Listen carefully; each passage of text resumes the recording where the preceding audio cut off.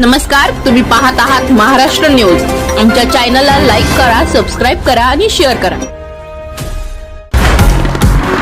वरील आंदोलनादरम्यान धर्मेंद्र प्रधान यांनी मोदींना इस्तीफा दिले आहे, त्याबद्दल काय बोलाल? असं आहे की आता ही ज्या पद्धतीनं आता हा जो राजीनामा झालेला आहे हा जनशक्तीचा विजय आहे, विद्यार्थ्यांचा युवा शक्तीचा विजय आहे आणि या हुकुमशाहीच्या अंताची सुरुवात झालेली आहे।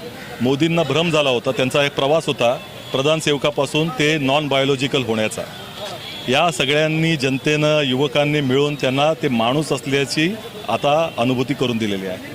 हे त्यांना वाटत होतं 56 इंचाची छातीचा एक भ्रम होता की त्यांना असं वाटलं की लोकतंत्र नाही, आता मोदी तंत्र सुरू झालेलं आहे। कारण या 12 वर्षामध्ये ज्या पद्धतीचे अत्याचार त्यांनी केले, सगळ्या संविधानिक संस्थांवरती हल्ले केले, हिंदू मुसलमान करून त्या ठिकाणी द्वेष पसरवण्याचं राजकारण करून त्यांना असं वाटलं की सगळा देश माझ्या ताब्यात आलेला आहे। पण ज्यावेळेला जनता जागृत होते त्यावेळेला काय होतं ह्याची आता अनुभूती झालेली आहे। आता त्यांना झुकावं लागलं आहे, परंतु ही फक्त झाकी आहे, हा ट्रेलर आहे। आता नरेंद्र मोदीजींचा इस्तीफापर्यंत म्हणजे त्यांच्या राजीनाम्यापर्यंत हे सगळा संघर्ष बाकी आहे। मला वाटतंय हे एक प्रकारचा जीत आहे, आमच्या डेमोक्रेसीचा जीत आहे आणि हे तर सुरुवात आहे। मी तेच सांगितले की या लोकांना आज जागृतता मिळाली आहे आणि आता खूप दूर लांब जायचं आहे आपल्याला। बघू शकतो चालू आहे आणि आपल्यासोबत काँग्रेसचे प्रवक्ता इथे आहे आणि इथे पेपर लीकच्या विरोधामध्ये आता आपण बघू शकतो इथे आपल्याला सक्सेस मिळालेली आहे, तर त्याबद्दल तुमचं काय म्हणणं आहे? आता नाही, ज्या पद्धतीनं प्रधानांना राजीनामा दिलेला आहे